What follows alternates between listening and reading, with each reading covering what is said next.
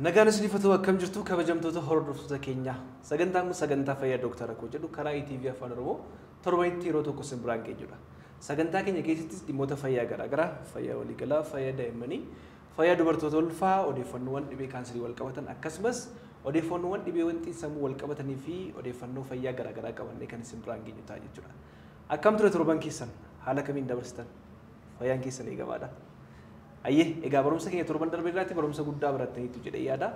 Arras bifa addaatiin istiidiyootti keessummaa tokko qabadhee isiniif dhiyaadheen jira. Sagantaan keenya guyyaa irraa maal akka ta'e akkasumas immoo waa'ee maal irratti haasofnu dhumarratti isiniif qabna jechuudha. Sagantaa keenya irraatiin keessummaa nuti qabannee isiniif dhiyaannee istiidiyoo keenyatti kan argaman Dooktar Addunyaa jedhamu. Dooktar Addunyaan ispeeshaalistii yaalii dhibee kaanseriiti. Mee gootummaadhumatti immoo isaanii wajjin wal barra. Dooktar baga nagaan dhufte. Baga nagaan eegdan. Yoon dogoggoruudha baadde onkoloojistii yookiin ispeeshaalistii yaalii dhibee kaanserii jedhamu natti fakkaata. Sirrumaan dogoggorre ispeeshaalistii dhibee kaanserii jedhama. Dhibee kaanserii yaalii qorannoo waan hunda waan qabatu jechaadha. Kabajamtoota hordoftoota keenyaa waa malee Dooktar Addunyaas gara istiidiyoo keenyatti hin affeerre yeroo ammaa keessattuu odeeffannoowwan baay'ee irratti bal'aa kan irratti kennamaa jiru akkasumas namoota baay'ee kan miidhaa jiru keessaa tokko dhibee kaanseriidha. Mee jechumti kaanserii jedhu Dooktara yeroo laallu namoonni baay'een hin beekani kaanserii ma jedhama. Naannoon gara bahaa Oromiyaatti immoo achi tureera. Golfaas namoonni jedhan jiru. Mee dhibeemti kaanserii kun hiikaa biraa qaba.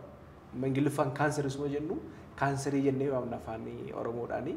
Mee kaanseriin kun hiikaa afaan Oromoo yookiin immoo hiikaa haaraa argattaniif qabdu. Dabalataan immoo kaanserii ma yeroo jennu maal jechuudha? Galatooma nu affeeruu keessanii fi gaaffii itti na gaafatittoon deebiin dura qophii akkasii qopheessitee hawaasa keenyaaf waa'ee fayyaa irratti hubannoo kennuuf kaka'umsa qabduu fi hojii hojjechaa jirtuuf galatoom jechuun barbaada. Xaansee gaaffii na gaafatteef deebii kennuufi jechi kaanserii jedhu meedikaal termii yookaan immoo jechoota gara Giriik irraa dhufedha. Afaan Oromootiin haga ammaatti fi afaan biraatiin illee jechi kaanserii jedhu jecha biraan arganne. Dhibee kaanserii dhuma jennaa. Afaanuma hedduutiin meedikaal termii masa yookaan immoo maqaa meedikaalii isa fayyadamnaa jechaadha. Maal jechuudha dhibee kaanserii yeroo jennu hawaasa keenyaaf sirriitti waa'ee dhibee kanaa hubachiisuun baay'ee barbaachisaadha. Dhibeewwan bakka lamatti qonnaa walumaa galatti dhibeewwan daddarboo fi dhibeewwan daddarboo hin ta'in jennee bakka gurguddaa lamatti qonnaa. Dhibeen kaanserii kun dhibeewwan daddarboo hin ta'in keessaa isa tokko yeroo ta'u yeroo ammaa kana rakkoo guddaa akka addunyaattis akka biyya keenyaattis rakkoo fayyaa guddaa uumaa kan jirudha jechaadha. Dhibeen kun qaamuma keessaarraa ka'a. Seelonni yeroo baay'ee yeroo baay'atan yeroo waloran yeroo guddatanii taayim limitii qabu yookaan immoo saayiziin isaaniis umuriin isaaniis murtaa'aadha. Sadarkaa seeliitti gadi buune yeroo ilaallu jechaadha. Seelonni noormaaliin kun adeemsa uumamaatiin bifa to'annootiin baay'atu guddatu yeroo tajaajila isaanii xumuran adeemsa uumamaatiin dhabamsiifamu jechaadha siisteemii yookaan immoo qaamota keenya keessaa. Dhibeen kaanserii garuu seelota noormaaliirraa yookaan immoo fayya buleessarraa gara fayya buleessan ta'initti jijjiiramu jechaadha. Yeroo sana seelumti dura noormaalii ture humnaa ol to'annoo qaama keessaan ala yeroo baay'atu yeroo walhoruu fi bakka tokkollee bakka biraatti faca'uu kan danda'u qaamuma keessaa kan qabu ala akka infekshinii kan dhuftoo hin taane dhiifama qaama keessaa kan ka'udha jechaadha walumaa galatti. Baay'ee galatoomii. Egaa seeliin kuni baay'inaan seelii qaama keenya caasawwan qaama keenya keessaati kan ka'urraan kaanseriin akka dhufu yaada akkasii nuuf kaafteetta. Mee kaanseriin jecha walii galaati yeroo baay'ee yeroo ilaalamu immoo kaanseriin yeroo jedhamu qaama keenyadha kan inni miidhu qaama keenya kan kaanseriidhaan miidhamu kutaa qaama keenya keessaati bakki kaanseriin hin miidhamne jira yookiin immoo kaanseriin kutaa qaama keenya keessaa kan miidhuu danda'a. Yeroo baay'ee yeroo dhageenyu kaanserii sombaa jedhu kaanserii kana jedhu waan ta'eef dabalataan immoo kaanseriin kun umuriidhaan yoo ilaalle namoota umurii akkamiirra jiran kan inni baay'inaan miidhu. Galatoomii qaamni kamiyyuu dhibee kaanseriin hubamuu danda'a.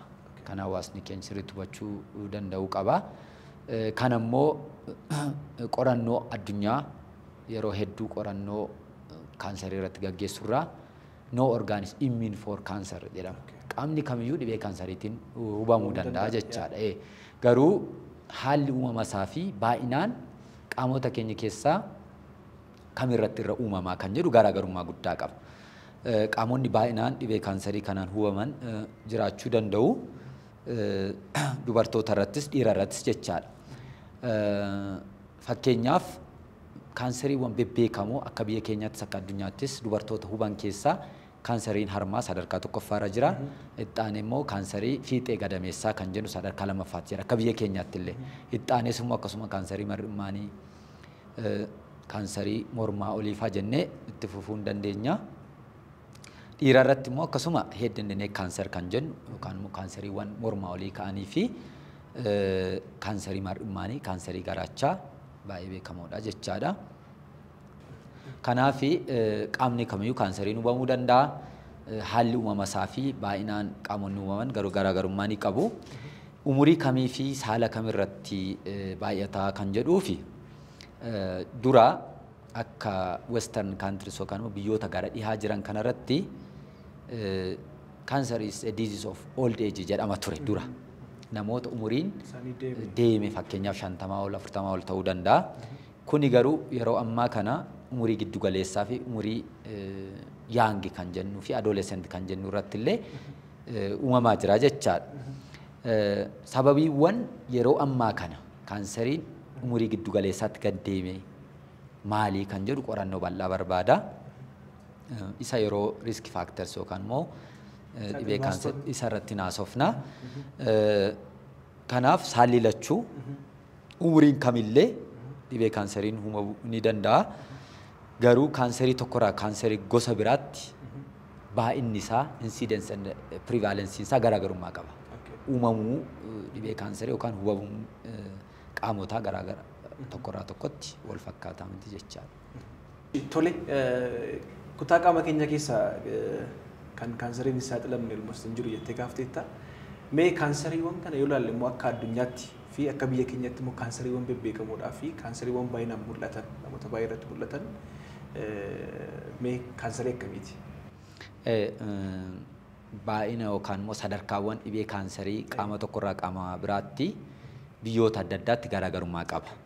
Kuni maaliif risk factor yookaan immoo saaxilamummaa wannoonni baay'isan biyya keenyaa fi biyya biraatti garaagarummaa qabaachuu danda'a jechaadha. Fakkeenyaaf akka biyyoota gara dhihaa biyyoota akka Ameerikaa akka Yurooppii kana keessatti kaansariin sombaa fi prostate cancer kan jennu kun sadarkaa guddaarra jiru. Kaansarii xannacha prosteetii. Prosteetii irraa kan ka'u fi akkasuma kaansariin harmaallee biyyoota guddatan yookaan biyyoota lixaa fi biyyoota bahaa yookaan biyyoota sabsaaraan kaantirii yookaan afrikaan kaantirii irrattis beekamaadha. Kuni fakkeenyaaf yoo kaansarii sombaa laallee risk factor guddaansaa tamboo aarsuudha. Aadaan tamboo aarsuu kun baay'inaan gara dhihaarraati dura. Ammallee biyyoota Afrikaa irrattis baay'inaan mul'achaa jira. Kanaaf geographical location yookaan immoo biyya tokko biyya biraatti garaagarummaa qabaachuu danda'a. Akka gara biyya keenyaatti yoo dhufne akkuma dura si ibsee breast cancer yookaan kaansariin harmaa sadarkaa tokkoffaarra jira. Haga persentii 30tti kaansariiwwan dubartoota irratti uumaman keessaa persentii 30 fi isaa ol kaansarii harmaati. Lammaffaan kaansarii fiixee gadameessaati. Sadaffaan tumuuf haga kaansarii mar'imaanii jira. Ovaariyaan kaanser kan jennu jira. Ovaariirraa kan ka'u jechaadha. Dhiirota irratti immoo risk factoriin isaa akkuma siin jedhe gargar waan ta'eef kaansarii mar'imaanii baay'ee beekamaadha akka biyya keenyatti. Mar'imaan guddaa keessumaa ittaanee kaansarii mormaa olii. Mormaa olii yeroo jennu qaamota hedduutu jira. Funyaan keessaa ta'uu danda'a, afaan irraa ta'uu danda'a, qaama liqimsituu keessaa ta'uu danda'a. Walumaa galatti head and neck cancers kan jennu akka sadarkaa lammaffaarra jira. Ittaanees immoo kaansariin garaachaa, kaansariin prosteetiis akkasuma beekamaadha. Kaansariin tiruus amma yeroo ammaa kana baay'inaan mul'achaa jira. Garuu guutummaa guutuutti sadarkaa tokko haga 10tti sadarkaa kanatu tokkoffaarra lammaffaarra jira sadaffaarra jira jennee baasuuf yeroo yerootti qorannoo qabatamaa barbaachisaa. Qorannoo kaansarii yeroodhaa yerootti gochuun barbaachisaa. Warra kana gaa baay'ee kan beekaman qorannoo kanaan dura gaggeeffame irratti hundoofne deelii piraaktis yookaan immoo guyyaarraa guyyaatti waan arginu wajjin wal qabsiisne yeroo ilaallu kaanseriiwwan kun akka biyya keenyaatti baay'achaa jiru rakkoo guddaa hawaasarraan gahaa jiru jechaadha. Baay'ee galatoomi dooktar.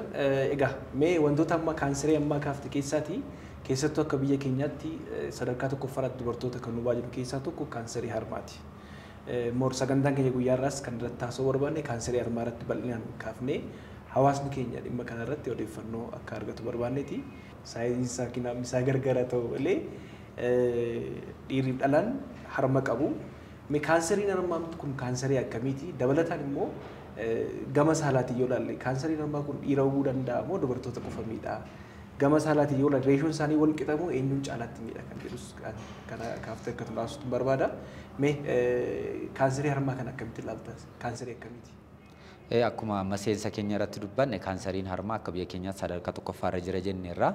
Kanaaf hubannoo gahaa yaalii gahaa wajjin qorannoo dursaa wajjin wal qabsiisnee ilaaluun baay'ee barbaachisaadha.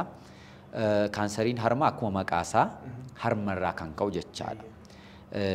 Akkuma silasiin jedhe seelonni harmaa noormaalii utuma wal horanii utuma baay'atanii utuma bakka wal buusanii dogoggorri wayii sadarkaa seeliitti hin uumama.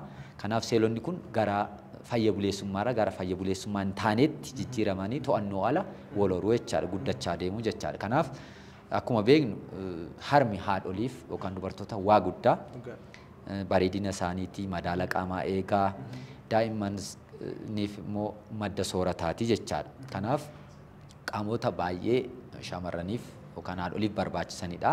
Kanaaf xiyyeeffannoo guddaa kennuun baay'ee barbaachisa. Kaanseriin harmaa saala dhiiras dubartis ni hubaa yoo jette eeyyee lachuunuma hubaa. Reeshoon isaa garuu akka addunyaatti 99-1 yookaan harka 99 dubartoota irratti uumama harka 1 dhiira irratti uumama akka qorannoo addunyaatti jechaadha.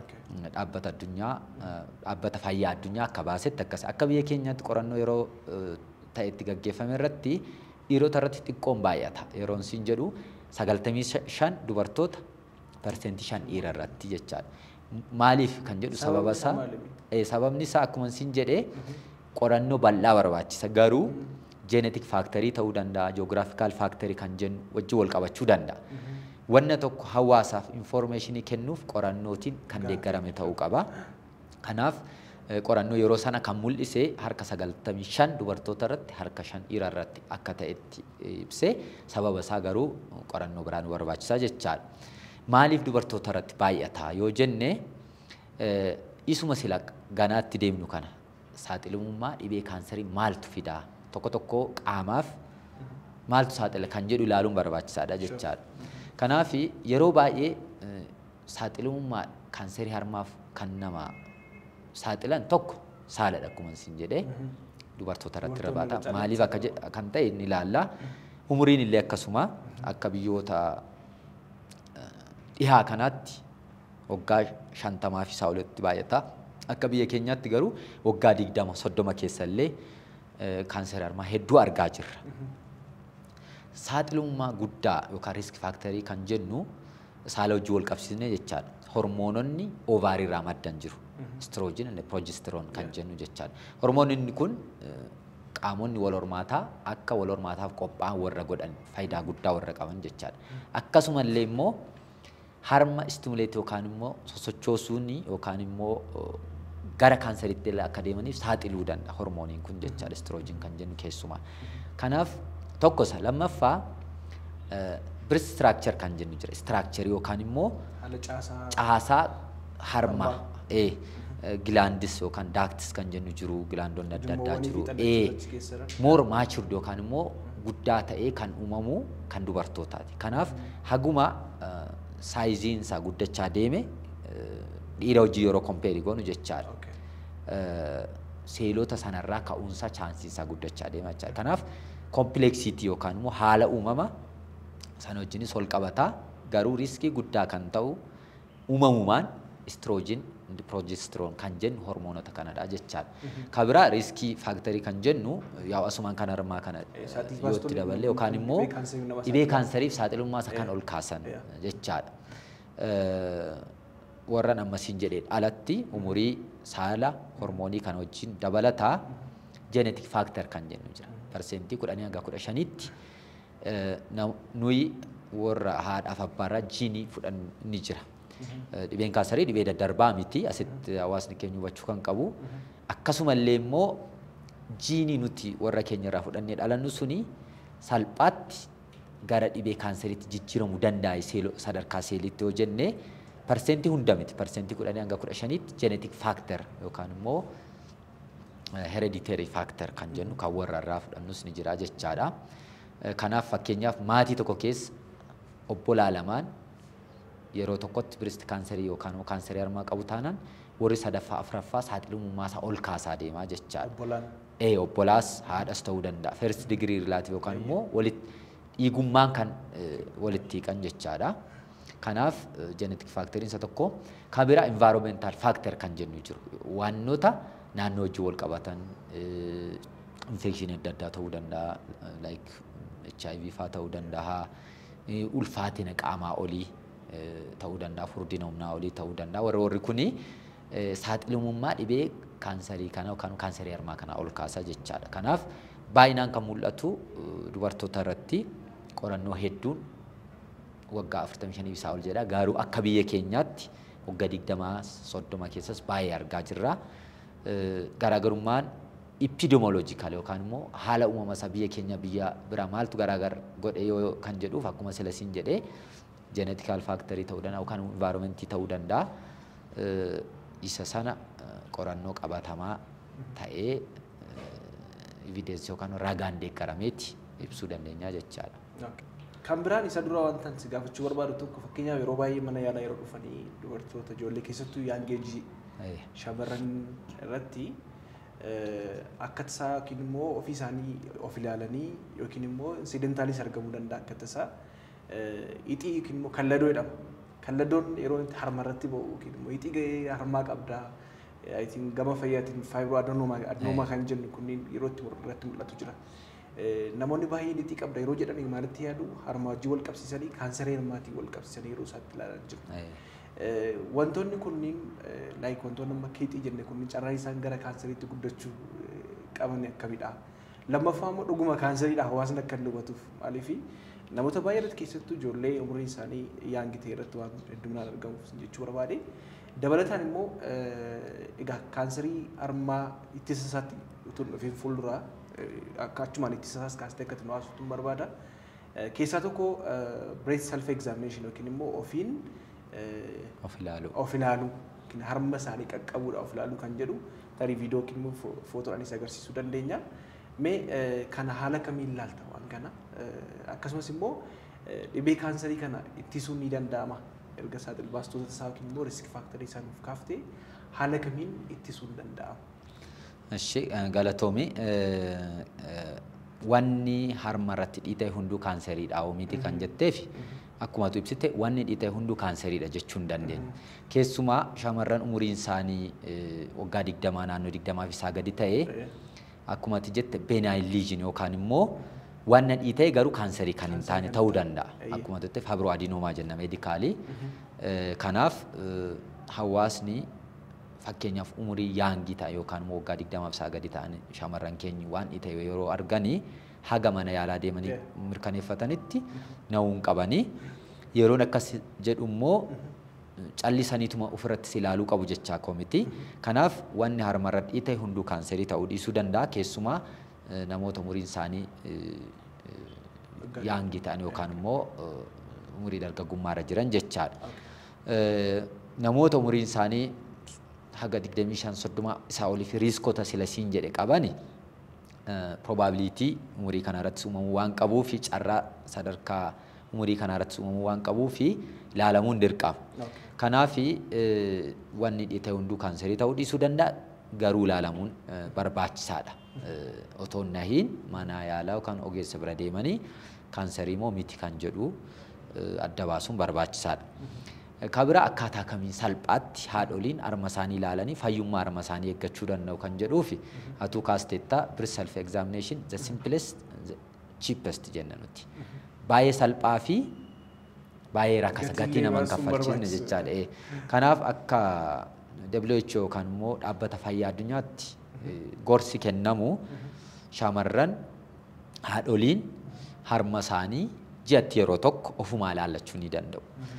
Fakkeenya yeroo mana shaaworii qaama dhiqachuu deeman ji'atti yeroo tokko ilaaluu calqaba fuullee fuuldura dhaabatanii ilaaluu jechaadha. Bitaa mirga isaa madaaluu guddinni isaa ol qixaa'oo gogaan isaa maal fakkaata jijjiirameeraa'oo fiixee yookaan immoo karaa harame aannan ba'u sun keessatti galeeraa'oo kan jedhu ijaan ilaaluu jechaadha. Sosocho'aa fakkeenyaaf amma kaansarii yeroo baay'ee keessumaa sadarkaan isaa yeroo guddachaa deemu harmi akka laphee irratti qabatu godha sochiisa. Kanaaf kan bitaa mirgaa waliin madaaluu barbaachisaa jechaadha. Kun sadarkaa calqabaati. Lammaffaa palpeeshin jenna yookaan immoo qaqqabanii ilaaluu jechaadha. Kanaaf haadholiin harka isaanii mirgaan harma isaanii bitaa taraa sirriitti ilaalanii waan addaa waan dhiita'e waan addaa ilaallachuu qabu ji'atti yeroo tokko. Akkasumallee harka jala seenanii armippiitoo yookaan axillaa jenna achi sanallee ilaaluu danda'u jechaadha. Bobaa isaanii jedhachuudha. Dhaabbataniis taa'aniis ta'uu danda'a. Ciisaniis immoo akkasuma maaliif keessuma haram istiraakchariin isaa guddaa yoo ta'e dhaabbitti mul'achuu dide yeroo ciisan immoo sirriitti mul'achuu danda'a waan ni dhiita'e.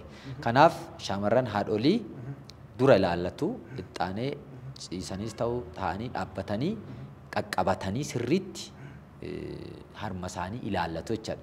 Waan haaraa fakkeenyaaf waan dhiita'e yoo argan otoo nahiin mana yaalaa deemanii sirriitti ilaalchisu. Inni immoo maal jenna clinical breast examination jenna. Ogeessaan kan ta'u yoo ta'e immoo clinical breast examination jenna jechaadha.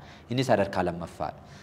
Kanaaf salphaatti haadholiin ilaallachuu danda'u shamarranis akkasuma wanni shakkii qabu yoo jiraate fakkeenyaaf dhangala'aan baramne dhiiga makatee ba'u yoo jiraate fiixeen isaa keessa galee yoo jiraate waan akka qola burtukaanaa gogaa irratti keessa galu yoo jiraate waan dhiita'e yoo jiraate harmas akkasuma harka jala gara mana yaalaa deemanii ilaalamuun baay'ee barbaachisaadha jechaadha. Ixxaanee isteeppota yookaan immoo sadarkaan yoo wanni mul'atu jiraate qorannoowwan adda addaan kaanserii moo miti infekshinii moo infekshinii miti faabroo adinoomaa kan jennu moo isa miti kan jedhu adda baasuun salphaadha jechaadha. Baay'ee galatoomii dooktar.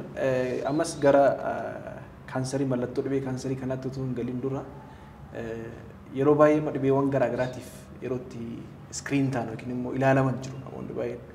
Namni tokko yookiin dubartiin tokko tarii kaanserii harmaa qabaachuu danda'a yookiin immoo akka hin qabamneef jettee ofirraa ittisuudhaaf dhuftee mana yaalaatti kan yeroo to'annaan godhamuuf jira yookiin immoo iskiriiniingiin godhamuuf jira. Kun immoo dubartoota umuriin isaanii umurii meeqa keessa jiranii firiikaman ta'a yookiin immoo isaaniif gorfama. Sa'aatii akkamii yoo dhufan gorfama. Beektaa hawaasni keenya baay'een isaa mana yaalaa utuu hin dhukkubsatee ilaalamuu kan jedhu akka waan itti isaaniitti farristetti ilaala yeroo takka. Sirruma. So mee kana haala kamiin kaafta?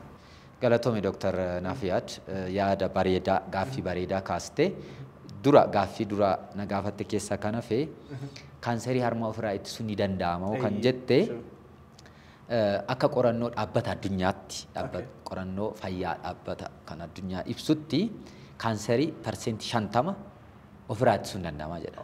Parsentii 50 jechuun dhibba keessaa harka 50 kaanserii kamiyyuu garuu guutummaa guutuutti harka dhibba keessaa dhibba ofirraa ittisuun hin danda'amu. Maaliif warroota risk factor yookaan saaxilamummaa isaa ol kaasan kan ofirraa ittisuu dandeenyu jira kan hin dandeenye jira. Fakkeenyaaf hormoonii qaama haadholii keessaa ovaarii keessaa maddu hambisuu hin dandeenyu. Umurii faana dabalaa yoo deemata umurii hambisuu hin dandeenyu. Genetic factor yoo ta'e sana hambisuu hin dandeenyu. Kanaaf parsentii hir'isuu ni dandeenya. Parsentii kaanserii uumamuu sanaa hir'isuu ni dandeenya. Garuu guutummaa guutuutti kaanserii ofirraa ittisuun ulfaachuu danda'a. Sadarkaa lammaffaa iskiriiniingi yookaan immoo qorannoo dursaa ni jettu baay'ee barbaachisaadha. Fakkeenyaaf qorannoo dursaa gosa lamatu jira. Population based and institution based yookaan opportunistic screening kan jennu ni jira. Maal jechuu barbaadeeni population based jechuun hawaasa hundumaaf umurii fi saala irratti hundaa'ee kan nuti goonu ni jira jechaadha. Isaan sanii fakkeenyaaf kaanserii harmaaf akka qorannoo addunyaatti waggaa 45 fi isaa ol haadholii hundumaaf rikoomandidii ta'a yookaan immoo hin gorfamaa jechaadha qorannoo dursaa gochuun. Maaliif sadarkaa guddaatti sadarkaa yaalamuu hin dandeenye otoo hin ga'iin yaaluun fayyisuuf chaansii guddaa kan carraa guddaa waan qabuuf jechaadha. Kabiraa namoonni riiskii guddaa qaban fakkeenyaaf faamilii keessaa jeenetikii qabaachuu danda'an faamilii keessa namoonni 2-3 isaa ol hubamanii yoo ta'e waggaa 10 dursanii fakkeenyaaf hawaasni waggaa 45tti qoratamuu qaba ta'e warri sun waggaa 35tti waggaa 35tti eegala yoo ta'e waggaa 25tti as butaniiti qorannoo dursaa gochuun baay'ee barbaachisaadha. Ifama asirratti ibsuuf dooktar namoota akkamiiti fakkeenyaaf amma yeroo baay'ee obboleettiin isaanii immoo haati isaanii kan dhibee kana namoota qabanidha. Akkuma siin jedhee individual risk kan jennu jira namoota dhuunfaaf riskii kan ta'an akkuma siin jedhe maatii tokko keessa obbolaa 2-3 yoo jiraat 2-1 ta'uu danda'a. Kanaan dura waan ta'ee fakkeenyaaf baheeru yoo jiraate kaanserii ta'uuf dhiisuunsaa ta'uun beekamiin baheera yoo ta'e akkasumallee mallattoowwan environmental risk kanan siin jedhe sana fakkeenyaaf ulfaatina humnaa olii yoo qabaatanii infekshinoonni akkan siin jedhe sun yoo jiraatanii riskoon jijjiiran jiru. Isaan sanii yoo ta'e riskii addaati jechaadha yookaan immoo qofaatti warra hawaasa addarraa qofaatti qoratamuu qabu jechaadha. Qorannoon dursaa baay'ee barbaachisa. Akkuma sila siin jedhe harka 50 qofa ofirraa ittisna jechuun harka 50 ammayyuu ittisuu hin dandeenyu jechaadha. Primary prevention kan jennu sana irratti.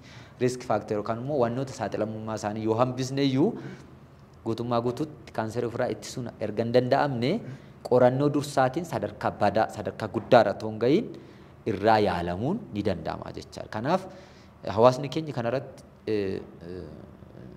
xiyyeeffannoo kennuun baay'ee barbaachisaadha. Jira akka biyya keenyaatti qorannoon dursaa kun yoo jette hospitaalota irratti eegalameera. Akka hawaasaatti akka population'itti hin eegaliinuu malee hospitaalota onkoloojii seenterii qaban yookaan immoo yaalii dhibee kaanserii qaban irratti qorannoowwan dursaa kan akka ultrasaawundii, maamogiraafii, clinical examination kanan siin jedhe sun isaan sun eegalamaniiru jechaadha. Kanaaf haadholiin yookaan shamarran shakkii wayii qaban deemanii ilaalamuun salphaadha. Ultrasaawundii namoota umuriin isaanii waggaa 45 gadi ta'aniif ultrasaawundii ilaallaa, physical examination hojjennaa. Namoota umuriin isaanii waggaa 45 isaa olii immoo maamogiraafiinis jira. Yoo didee wanni kun irratti mul'achuu baatellee yoo rakkoon qunname MRI, breast MRI kan jedhu jira jechaadha. Isaan kuni qorannoowwan dursaa kaanserii harmaa godhaman keessaa isaan muraasa jechaadha. Baay'ee galatoomi dooktar. Egaa amma dhibee kaanserii harmaa kamitti ofirraa ittisuun akka danda'amu qorannoowwan dursaa akkamii gochuun akka danda'amu yaada bal'aa nuuf kaaftee namni tokko dhibee kaanserii hin qaba jedhee tarii akka inni ofirratti shakku kan godhu mallattoolee agarsiisa. Mallattoo tarii agarsiisuu danda'u mallattoowwan mul'atan jiraachuu danda'u. Mallattoowwan dhibeen tokko dhibee kaanserii harmaa ta'uu isaa agarsiisan kan dubartoonni ofirratti argan yookiin immoo kan ogeessi fayyaa tokko sirratti argu mallattoo akkamiiti?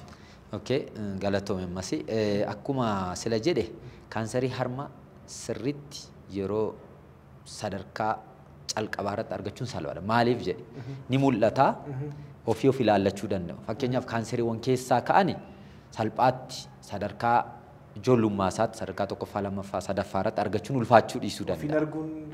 Garuu kaanseriiwwan yaalii gaarii yeroo ammaa kana biyyoota keessumaa western jennu irratti sirriitti argamanii jijjiiramni guddaan irratti argame keessaa kaanseriin harmaa isa tokko. Maaliif iskiriiningii qabaa furatti ilaaluu danda'u hawaasaaf sirriitti hubannoo kennuun salphaadha. Kanaaf mallattoolee kan jedhutti yeroo deebinu kaanseriin eessaa ka'a fakkeenyaaf amma waa'ee kaanserii harmaa irratti waan haasawaa jiru waa'ee isaa ibsuun barbaada.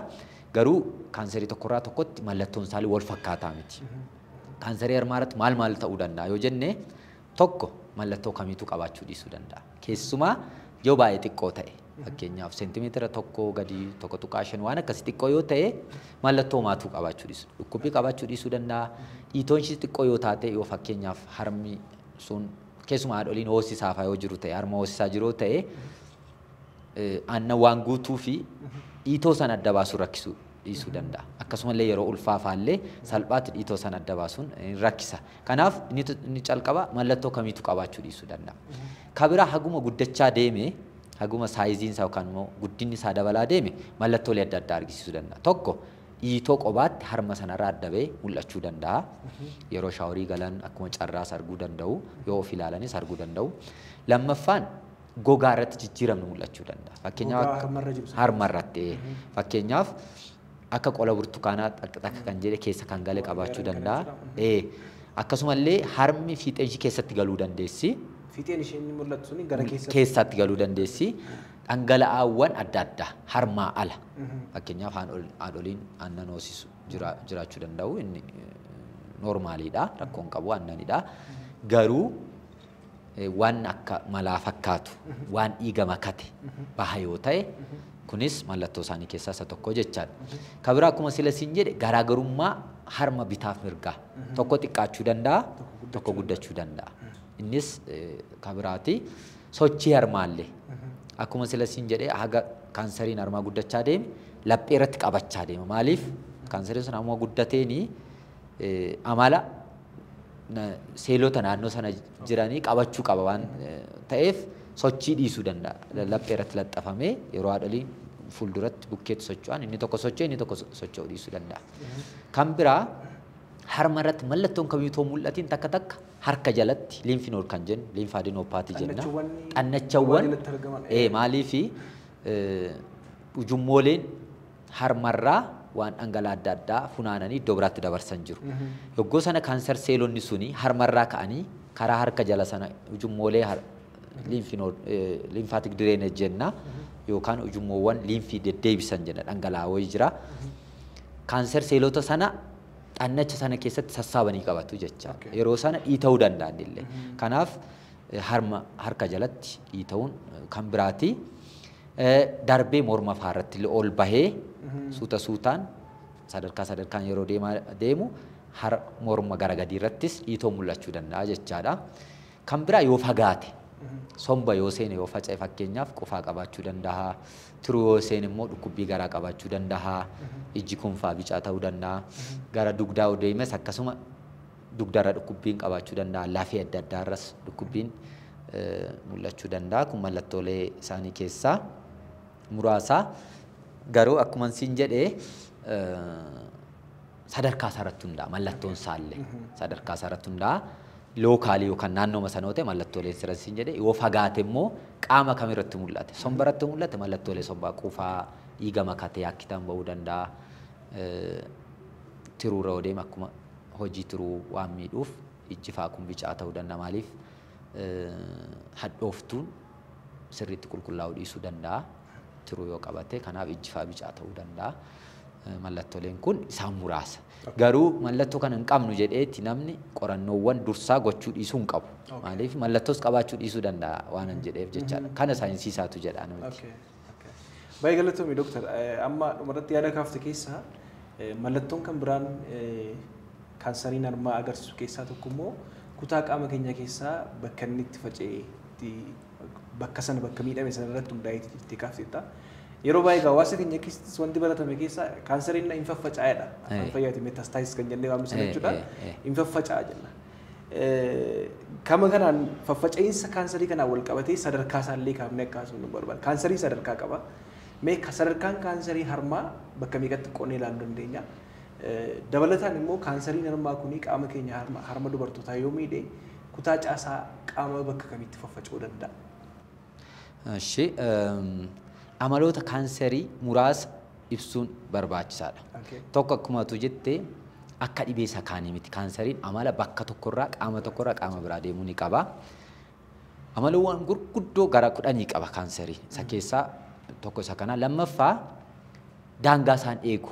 Akkuma sila siin jedhee seelonni noormaaliin daangaa isaanii eegu. Fakkeenyaaf quba keenya kana yoo ilaalle uumamumaanii ispeesii mataa isaa eeggateeti. Saayizii mataa isaa eeggateeti. Kaansariin seelota naannoo sana jiran qabachuu danda'a daangaa isaa darbe. Local invasion jenna. Kan biraa uumamumaan nuyi hunduu akkuma vaayirasii baakteeriyaa qaamni keenya ofirraa ittisu seelota kaansarii kan haga danda'e ofirraa ittisuuf yaala. Immuniitee jechaadha. Garuu seelonni kaansarii kun dandeettii madinummaa jalaa miliquu qabu. Malee akkuma infekshinii adda addaa immunity yookaan madinummaan keenya ni lola kaanser seelota kaanserii kana maaliif noormaaliirra gara abnoormaal yookaan immoo fayya bileessummaarra gara rakkootti waan jijjiiramaniif sensii godha. Amalli afuraffaan bileed vezelii baay'ee uummachuu danda'a yookaan immoo ujummoo dhiigaa. Kan mataasa fakkeenyaaf bileed vezel yookaan immoo bileed vezel yookaan ujummoowwan dhiigaa arterii veen jennu jira. Murtaawaadha lakkoofsi isaanii. Garuu seelonni kaanserii kuni baay'ifatu ofii maaliif nyaata isaan barbaachisaa oksijiinii isaan barbaachisa akkuma seelota warra kaanii garuu baay'inaan waan fayyadamaniif dafanii waan guddataniif dafanii waan walhoraniif ujummoo hedduu uummatu amaluma isaaniitiin. Kanaaf angiogenesis yookaan immoo new blood vessel formation jenna jechaadha amala isaanii keessaa isaan kana. Kanaaf egaa yeroo baay'ee dhiiguufaa danda'a kaanseriin. Blood vessel yookaan ujummooleen haaraan uumaman kun jabina hin qaban salphaatti dhiiguu danda'u jechaadha. Kanaaf kaanseroon hedduun amaloota kana keessa isaan gurguddaan arfan jiru kan biraallee ni jiru. Enerjii warra kaanirraa humna warra noormaal seeliirraa fayyadamu. Kanarratti hundoofne kaanserii steejii meeqatti qoonna keessumaa kaanserii solid cancers yookaan solid malignancies kan jennu baay'een isaanii sadarkaa tokko hanga afuriitti qabu. Stage 1, 2, 3 qabu jechaadha. Kaanseriiwwan tokko tokko stage 5 kan qaban ni jiru, stage 3 kan qaban ni jiru. Kaanseriin harmaa sadarkaalee afur qaba. Maalirratti hundoofneeti kan jennu tokko saayizii yookaan immoo guddina dhiitoo sanaa laala. Lammaffaa akkuma sila siin jedhe xannacha naannoo sana jiran qabachuuf dhiisuusaa harma jala ta'uu danda'a morma keessa ta'uu danda'a. Sadaffaanii fagaatee qaama biraa qabateera moo hin qabanne kan jedhu kiraateeriyaa yookaan ulaagaalee sadan kana fayyadamneetu isteejii isaa baasnaa jechaadha. Akkuma isteejiin dabalaa deeme stage 1, stage 2, stage 3 haga stage 4 yeroo gahu faca'ee jenna. Qaama naannoo sana jirurraa iddoo biraa deemee jechaadha. Stage 1 if tuun localized jenna salphaatti yaalamuu danda'ama. Stage 3 kan jennu giddu galeessaa. Stage 1 to 3 guutumaa guutuutti irraa yaalamanii fayyuu ni danda'u. Stage 4 xiqqoo rakkisuu danda'a. Yaalii qaba garuu yaaliinsa akka sadarkaa tokkoffaa lammaffaa sadaffaa irratti argannu salphaa ta'uu dhiisuu danda'a jechaadha. Kanaaf bakka afuritti qoonnaa haga sadarkaan dhibee kaanserii kana dabalaa deemeen bu'aan yaaliirraa argamullee gadi bu'aa deema. Kanaaf dafnee yoo arganne bu'aan yaaliirraa argannu sun ol ka'aa guutumaa guutuutti irraa damdamachuurraa fayyuun gaarii kan ta'u sadarkaalee calqabaarra yoo ta'e bareeda kan jennuuf kanaaf. So sadarkaa isaa beekuun yaaliidhaaf illee faayidaa guddaa qaba. Sirriitti yaalii keenya illee fakkeenyaaf gara yaaliitti umarratti yoo kaasta ta'e hin beeku yaaliiwwan kaanserii harmaa keessaa opereeshinii yookaan baqaqsanii yaaluu ta'uu danda'a. Qorichaan keemooteraapiitiin ta'uu danda'a. Hormoonaal teraappii reediishin kan jedhu ni ilaalla. Sadarkaa irratti hundoofneetu kamtu haa dursu kam kennina. Dursa opereeshinii haa ta'ammoo yookaan dura cararii ilaannamoo dura keemooteraappii ilaannamoo dura hormoonaal teraappii jennullee sadarkaa kanarratti hundoofneetti murteessinaa jechaadha. Baay'ee galatoomii dooktar. Gama yaalii isaa wal qabatee wantoota kaan keessaa odeeffannoo hunda dogoggora baay'een tarii hawaasni hubannaa dhabuurraa ka'uu danda'a. Kaanserii harmaa battala jedhamutti namoota baay'ee fuuldura kan dhufu harmirraa citu. Kaanserii harmaa jennaan bakka harma kun citee baay'eedhaan kan jedhan jiru.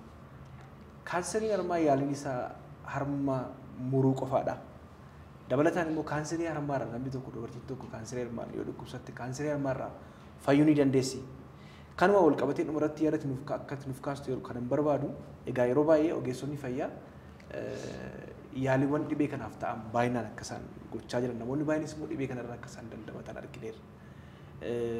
Dabalataan immoo hawaasni keenya baay'inaan kaanserii akkasii qabdu yookiin dhibee akkasii qabdu qorichi yeroo kennamuuf yaalii yeroo kennamuufitti yaalii kana dhiisanillee gara mana amantaa deemuudhaan namoonni baay'een yeroo isaatti kan mana amantaan dhaqinaa jechuu hin dandeenyu mana amantaa dhorkuu hin dandeenyu garuu mee yaalii kanaa fi waa'ee mana amantaa kanaas immoo gama amantaadhaan namoonni baay'een qoricha yookiin yaalii isaaf kennaman kan yeroo isaatti dhiisan jira. Kanaa wal qabsiistee yaada kee kan ibsitu barbaade.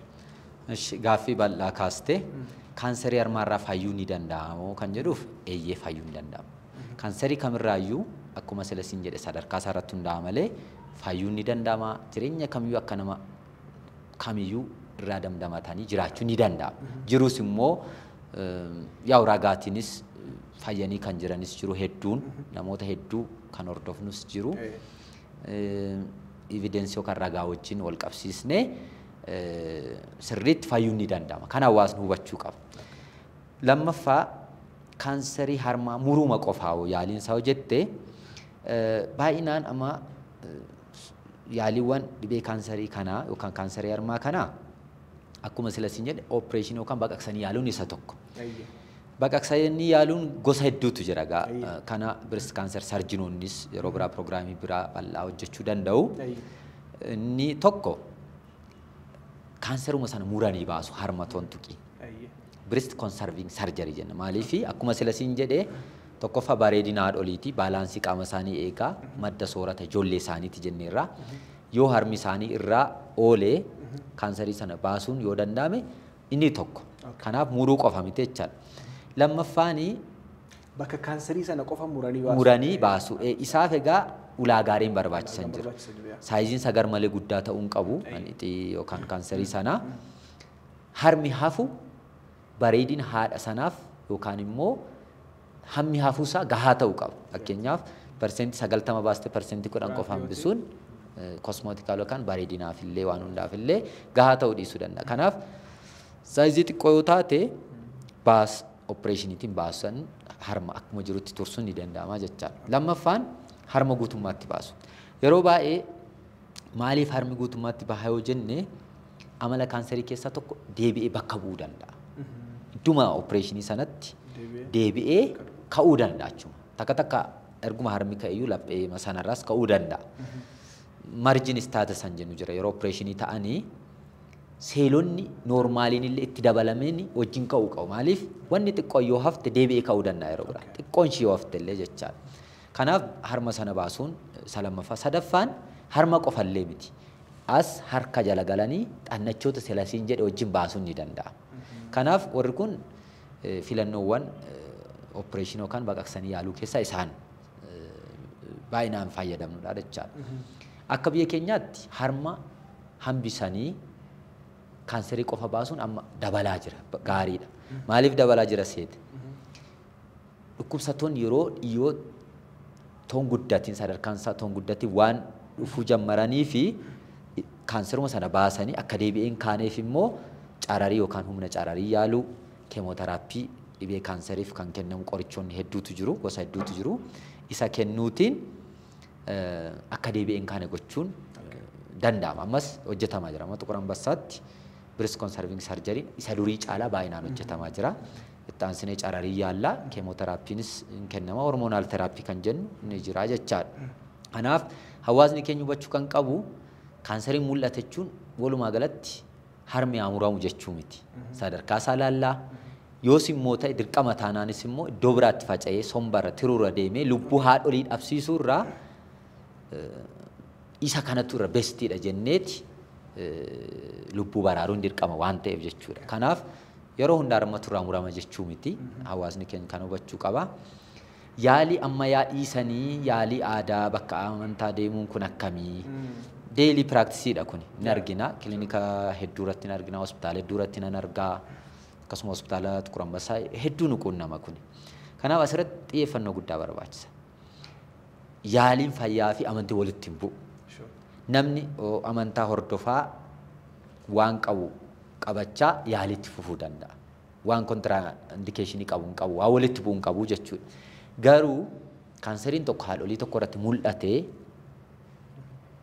dhiisanii iddoo biraa mala aadaas ta'uu danda'a. Mala biraa yeroo deemanii sadarkaa tokkoffaa ni ture lammaffaa ni ture sadaffaa. Inni sadaffaa afuraffaa ta'eeti faca'ee dhufa. Yeroo sana bu'aan yaaliirraa argamullee gadi bu'anu jala. Kanaaf hawaasni keenya hubachuu kan qabdan wal bukkee deemsu, wal cinaa deemsuun ni danda'ama. Warri immoo mala aadaa irratti bobba'anii jiran yoo sagantaa kana hordofaa jiraatan waan ammayyaa kana yaalii ammayyaa kanarraa duubatti deebisuu hin qaban hawaasa amma danda'ame jechaadha. Kanaaf ergaan ani qabu dhukkubsattoota keenyaafis hawaasa maraafis waan nu faana diskeesii godhan mari'atanii wanna jiru opereeshinii haa ta'u humna cararii yaaluu haa ta'u keemooteraappii hormoonaal teraappii haa ta'u isa akka hordofan waan amantii wajjin wal qabatullee hordofuu ni danda'u rakkoon qabu jechuun barbaada. yoo isa dhiisanii yeroo biraalee yeroo deebi'anii dhufan sadarkaan isaa ol ka'ee dhufa yeroo sana yaalii isaafis nu rakkisuu danda'a jechaadha. Okay. Baay'ee galatoomi dooktar. Egaa wantoonni chaalenjii nama gochuu danda'anii yaalii kana irratti akkasumas immoo gama aadaanis ta'ee gama amantaatiin wal bira qabsiisanii deemuun barbaachisaa akka ta'e irratti nuuf kaafteetta. Egaa dhimma kaanserii harmaa irratti kaasnee waan baay'ee kaafnee haasofneerra.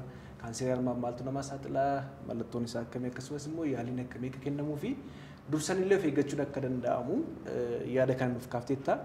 Egaa sagantaa keenya gara xumuraatti fidaa jira dooktar. Mee xumura irratti wanti afeera yookiin immoo dhaamsa xumuraan hawaasa keenyaaf kennuu barbaada jettee wanti qabatte yoo jiraate yaada kee xumuraa akka nuuf ibsitu. Akkuma tutti kakkaasneerra wanni amma dalagamaa jiru karaa keessa karaa miidiyaa kanas baay'ee gaariidha. Garuu gahaadha jedhee yaadoni itti fufinsaan hawaasni keenya information gahaa argachuu hubannoo gahaa argachuu qaba. Maaliif yoo waa hubatte mana yaalaa deemtaa yoo waa hubatte yaalii isaarraa damdamattaa jechaadha. Kanaaf kaanseriin akkuma dhibee kamiyyuu irraa yaalamuu ni danda'ama, irraa fayyuu ni danda'ama, irraa baraaramuu ni danda'ama. Kana warra irraa fayyanii akka ragaatti dhiyaatan ati pirogiraamii adda addaa yookaan sagantaa adda addaa irratti hojjeessite rikomendiin godha yookaan immoo nan dubbadhaa jechaadha. Kanaaf nahuun qabanii deemanii ogeessa wajjiniin haasawanii filannoowwan jiran sirriitti yaalamuu ni danda'u. Dhibeen kaanserii amma yaaliinsaa gaariidha biyya keenya keessatti illee ilaala. Ogeessota hedduu oomishaa jirra. Sentarii yookaan immoo bakki itti dhibee kaanserii yaalan dabalaa jiru kan anima Tukur Ambassaa Argangalee naannoo waggaa 9ffaa kooti. Yeroo sanaaf amma sentariiwwan fi hubannoon gaariidha garuu gahaa miti. Kanaaf kanan dhaamuu barbaadu akkuma dhibee kamiyyuu irraa fayyuun ni danda'ama, yaalamuu ni danda'ama, qorannoo dursaa gochuun ni danda'ama. Sadarkaa early stage irratti yoo arganne immoo bu'aan isaa guddaadhan jedha. Galatoomi jabaadhu hawaasa keenya barsiisii dhibee kaanserii qofa irratti osoo hin taane dhibee kamirrattiyyuu namni hubannoo gahaa yoo qabaate sagantaa baay'ee nuyi akkuma sila kaaste namoonni baay'een yooma dhukkubsatan mana yaalaa deemu akkasumatti garuu keessumaa dhibee kaanserii irratti proogiraamdii ta'uu qaba. Proogiraamdii ta'ee namni yeroo yerootti ilaalamu kaanserii harmaa ta'uu danda'a, marrimaanii ta'uu danda'a, piroosteetii ta'uu danda'a, turuu ta'uu danda'a. Wanni mirmaraa yookaan qorannoowwan as jiran fayyadamee namni yoo dursee ilaalame kana gorsuun barbaadan walumaa galatti waan naaf feerteef galatoomi. Tole Dooktar Guddaa Galatoomii sagantaa keenya irratti argamtee istuudiyoo keenya irratti argamtee waa'ee dhimma odeeffannoo dhibee kaanseriidhaa fi dhibee kaanserii harmaatiin wal qabatu waan nu geesseef maqaa kootii fi maqaa sagantaa keenyaatti guddaa galatoomii jechuu barbaada. Galatooma. Egaa kabajamtoota hordoftoota keenyaa waa'ee dhimma dhibee kaanserii fi kaanserii harmaa ilaalchisee turtii nuti Dooktar Addunyaa wajjin goone kana fakkaata. Turtii keenya keessattis barumsa guddaa akka argattan abdiin guddaan qaba. Torban mata duree biraatiin hanga walitti deemnutti nagaan nuuf tura. Fayyaan dhabida.